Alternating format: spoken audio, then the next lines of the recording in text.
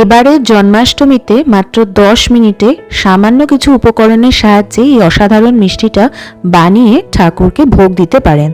যার জন্য আমি ননস্টিক কড়াইতে নিয়েছি 2 চামচ ঘি।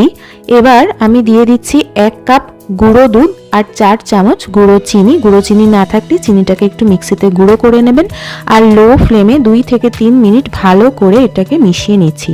তারপরে 4 চামচ দুধের মধ্যে আমি একটুখানি কেশর মিশিয়ে রেখেছিলাম, তো সেই দুধটাও দিয়ে দিলাম। কেশর না থাকলে সেটা আপনারা স্কিপ করতে পারেন।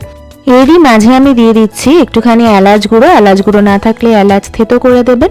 আর 6 থেকে 7 মিনিট লো ফ্লেমে ক্রমাগত এই ডো ফর্ম আসা অবধি এটাকে কন্টিনিউয়াস নাড়িয়ে যেতে হবে।